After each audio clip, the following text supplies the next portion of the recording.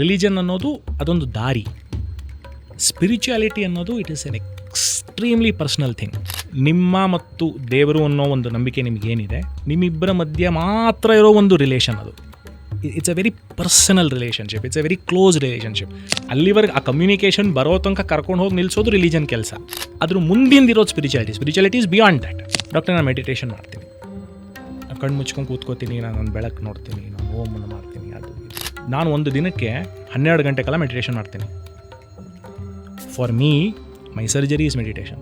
ನಾನು ಹೊರಗಡೆದೆಲ್ಲ ಮರ್ತಿರ್ತೀನಿ, phone switch off ಆಗಿರುತ್ತೆ, ನಾ ಮಾಡ್ತಾರೋ ಕೆಲಸದ ಮೇಲೆ ಮಾತ್ರ ನಿಗಾ ಇರುತ್ತೆ. That is the coming influence in life. ಮಾಡೋ ಕೆಲಸನ ನೀವು ಎಲ್ಲ ಮರೆತು ಶ್ರದ್ಧೆಯಿಂದ ಕರೆಕ್ಟಾಗಿ ಮಾಡ್ತು ಅಂತಂದರೆ that is meditation.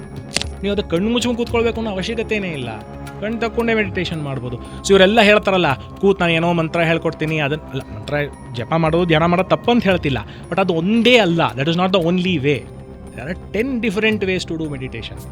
Work is worship ಅಂದ್ರೆ ಹೆಂಗೆ ಅಂದರೆ, worship is not a single act, every act is worship. ನೀವು ಪೂಜೆ ಮಾಡ್ಬೇಕಾದ್ರೆ ಎಷ್ಟು ಶ್ರದ್ಧೆ ಇಟ್ಕೊಂಡಿರ್ತೀರೋ, ನೀವು ಮಾಡೋ ಎಲ್ಲ ಕೆಲಸದಲ್ಲೂ ಅಷ್ಟೇ ಶ್ರದ್ಧೆ ಇತ್ತು ಅಂತಂದರೆ ಮಾಡೋ ಎಲ್ಲ ಕೆಲಸನೂ ಪೂಜೆ ಥರ. ಅದಕ್ಕೆ ಕಾಯಕವೇ ಕೈಲಾಸ ಅಂತಿದ್ದು ಬಸವಣ್ಣ.